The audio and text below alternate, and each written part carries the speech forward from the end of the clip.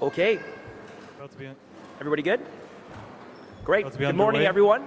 My name is Gavin Dew. I'm the Conservative candidate in Kelowna Mission, and I'm joined here today by my fellow Conservative candidate, Christina Lowen, in Kelowna Centre. We're here today at Play Area, which is my family's newest business and the newest indoor playground in Kelowna. We opened this space in response to the growing number of young families in the Okanagan. And on that theme, today's announcement is about supporting working families with childcare, choice, and childcare affordability. Without further ado, I'd like to introduce our leader, the next Premier of British Columbia, John Rustad. Thanks very much, Gavin, and thank you everybody for coming out here today. There's no question in my mind, childcare is a significant issue. It's a significant issue here in the Okanagan, but it's a significant issue right across this province. As more and more families look to how to address the childcare issue in BC, what we've seen here from David Eby has been, quite frankly, a failure. It's close now to 60% of parents say that they are struggling to find childcare in BC. 60% of parents. It's no wonder why 1 in 2 youth are thinking of leaving this province. It's one of the contributing factors. Certainly it's also a barrier to people wanting to be able to get into the workforce. What's happened with the Eby-Trudeau Alliance, quite frankly, after 7 years, is that all we have to show for it is wait lists, not childcare itself. As part of this, we also need to recognize that childcare is predominantly a woman-led industry, and that the spaces that are, like I say, there's not enough spaces available. And this is being made, quite frankly, a crisis through the approaches that David Eby has taken in British Columbia. So it's time, quite frankly, to get a little common sense approach to getting back to childcare so that parents can stop being on waiting lists and actually start getting the services needed. When I think about what David Eby has done when he comes out and talks about $10 a day daycare in British Columbia, UBC researchers spent 6 months searching for low-income single moms with access to 10-day daycare spaces in British Columbia. And in total, after 6 months, they could only find 17 mums that were actually able to access $10 a day daycare. That's after 7 years of having that in place in British Columbia. I find that completely unacceptable. So our approach will be to maintain $10 a day daycare, but we're going to make sure that it is designed to be able to actually meet the needs across this province. It'll be designed to be able to be delivered by both within government as well as within the private sector, making sure that that access can be built out in BC. And it'll be targeted to families that need it the most. So we will expand a $10 a day daycare, and we'll end by ending the NDP's funding bias against independent schools or independent child providers, because we know that many of these child providers are experienced. They're more than capable of being able to deliver that everywhere across the province. And we'll expedite the access to $10 a day daycare for kids who need it the most. I say the big thing we need to be doing here is making sure that that is going to be available, and that's available for the parents that need it most. But that's not all we need to do when it comes to childcare. There are many other components that we need to be thinking about in childcare in order to be able to expand spaces in British Columbia and to make sure that families can find those services that they need. So we do have a commitment to increase the supply of childcare everywhere by identifying and fixing any of the unnecessary and unreasonable regulations and barriers that we have found. I remember a situation, for example, just up in Prince George where a childcare operation just could not carry on because of the barriers that were put in place and the regulations. I find that is wrong. These are people that are able to provide good services right across this province, whether it's in-home childcares, commercial spaces, or public buildings, even like schools or rec centers, to be able to make sure these spaces can be provided. We're also going to provide financial relief for all lower and middle income families. The Affordable Childcare Benefit and BC Family Benefit will be reviewed with an objective to increase it so that families have what they need to be able to look after their kids. Whether they prefer the childcare spaces outside of their house or at home with parents or with support from other family members, we want to make sure that we're there supporting all families to be able to have childcare spaces across the province. One of the things that we hear about the most from people that are working, that are in the workforce, I should say, that are looking for childcare, is often they have to work on shift. and many of the childcare spaces are not available in off hours. And so we're going to make sure that we also support 24-hour childcare spaces so that these workers will be able to find the spaces that are needed around the province. There's many schools that would like to also be able to offer childcare programs, so we'll also work with the school districts and various schools that are interested in being able to have these programs and services in place to be able to meet those needs. We're going to simplify the credentialing for professionals such as educators, social workers, and teachers who want to be able to move or want to be able to provide childcare, whether full-time or part-time in what they do. And that also means allowing educators to work as early child educated assistants during the summer months, make sure that we have the workforce that we need. Childcare is something that is critical in this province. We need to be able to get our economy going. We need to be able to bring common sense back into British Columbia. And the best way to do that is to make sure government steps up to the plate and supports childcare in the way that is needed for people right across this province. And so with that, I'm happy to take any questions that you may have. Thank you. We're going to dial in. I just want to remind everyone that's on the call to press *1 if you want to join the queue. We'll be starting with Michelle with CTV. One question, one follow-up. Thank you. Sure. Hi there. It's Michelle. Thank you for taking my question. Another 13-year-old Fraser-Ellie child recently died of a drug overdose. He also struggled with mental health. His parents did get him help, but when his condition continued to spiral, they were told there was no other help available. What specifically would Conservatives do to help youth struggling with addictions and mental health, and in what time frame? Thank you very much for that question, and it is tragic. I heard about that 13-year-old child who tragically has passed. And look, this is why we have talked the other day about having compassionate involuntary care so that those cares can be available. And yes, there are often times that when it's not just addiction, it can be mixed with mental health. There needs to be support that's built out. This is why, as a government, we're planning to build out significant support, everything from doctor-prescribed treatment to short-term treatment to recovery to long-term recovery, as well as to that compassionate involuntary care and treatment that's needed. This will take some time to build out. We need to be able to build out the professionals that are available. We need also to make sure that we've got appropriate facilities. But that's going to be a commitment from this government starting on day one to build out this within the province, to start changing the narrative when it comes to dealing with addictions. Is there a follow-up, Michelle? No follow-up. Thank you. Okay. Thank you, Michelle. Next, Alec with the Vancouver Sun. Hi, John. I just wanted to, with my first question, ask BC NDP lawyers are currently in court seeking to file a claim, arguing that you should be able to have your party on the ballot as the Conservative Party and need to differentiate yourself from the federal Conservative Party by saying either BC Conservative or Conservative Party of British Columbia. What's your response to the NDP filing that claim? I find it rather amusing that that's what the NDP is spending their time on, that they can't defend any of the issues that they've created around this province, and that's the way they've decided to spend their time is to fight this in court. Look, the Conservative Party of British Columbia changed their name several years ago, 2 or 3 years ago now. It has been known as the Conservative Party of British Columbia for a long time.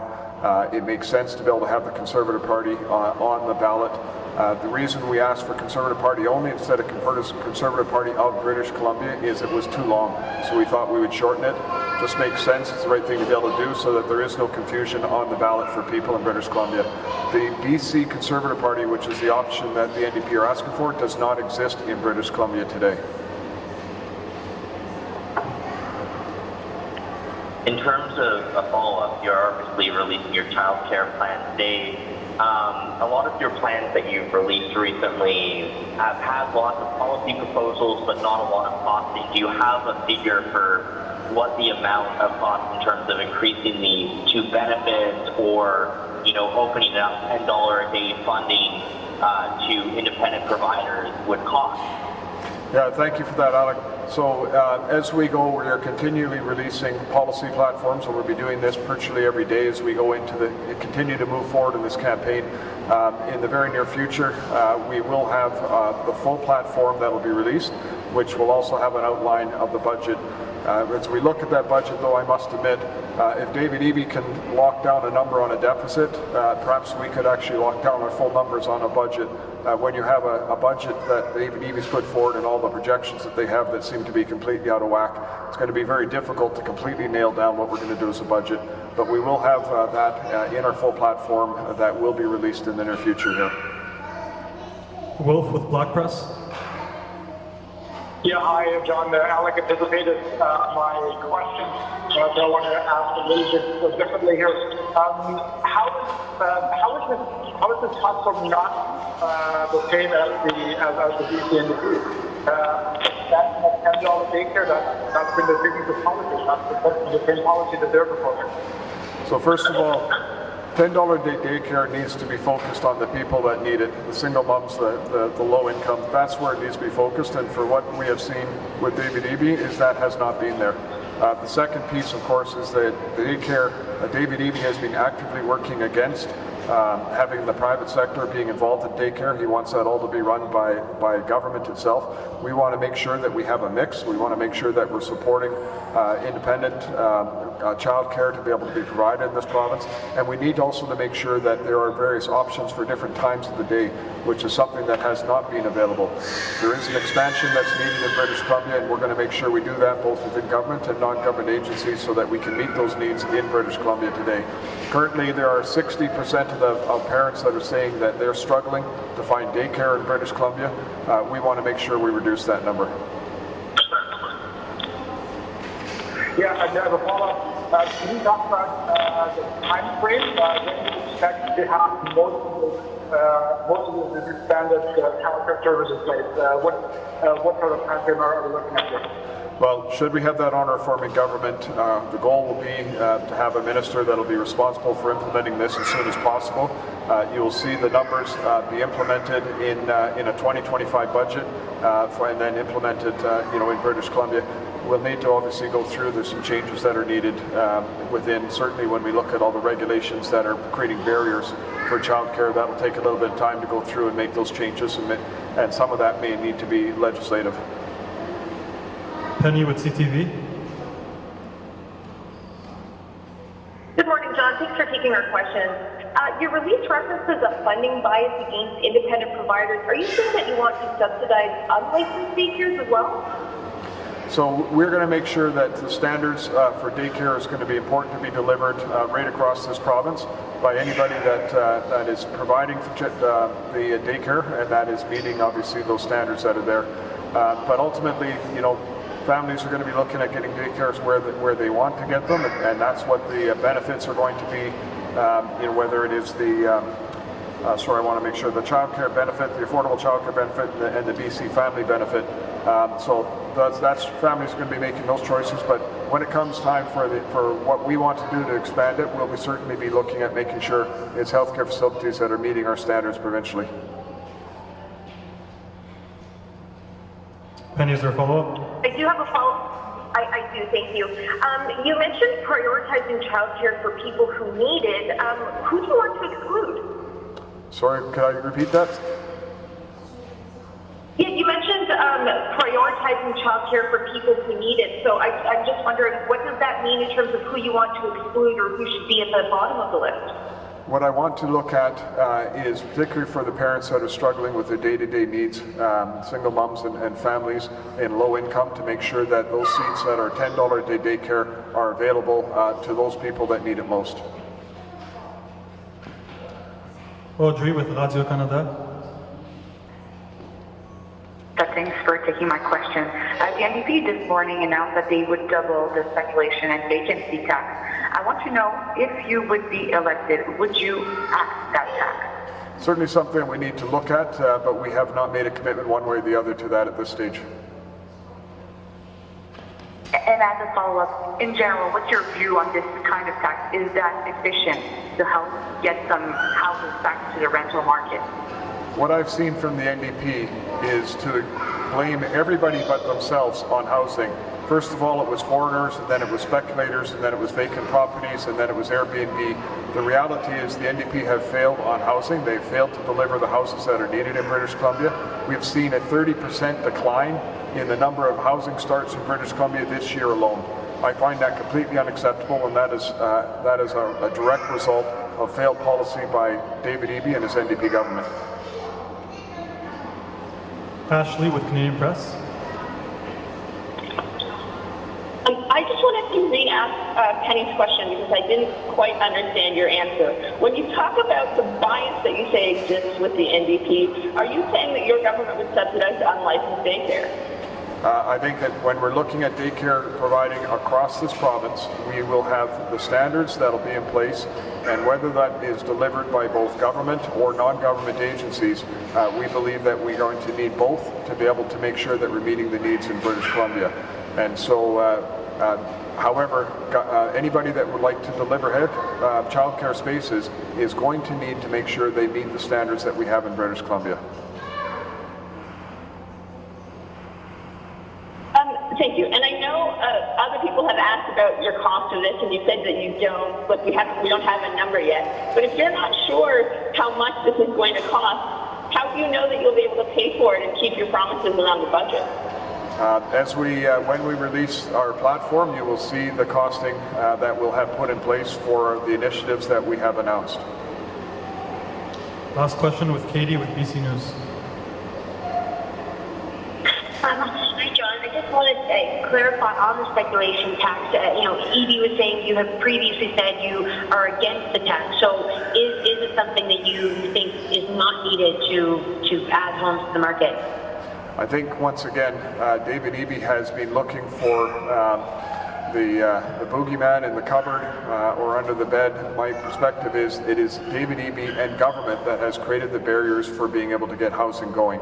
We want to make sure that we unleash the potential of the private sector in terms of building out housing in this province. There's a tremendous amount of changes that are needed in order to be able to do that. And David Eby just keeps wanting to say it's somebody else that is causing the problem when it's directly at his feet. He's had 7 years to address housing in this province. It has failed miserably. Just this year alone, we have a 30% decline in housing starts in British Columbia.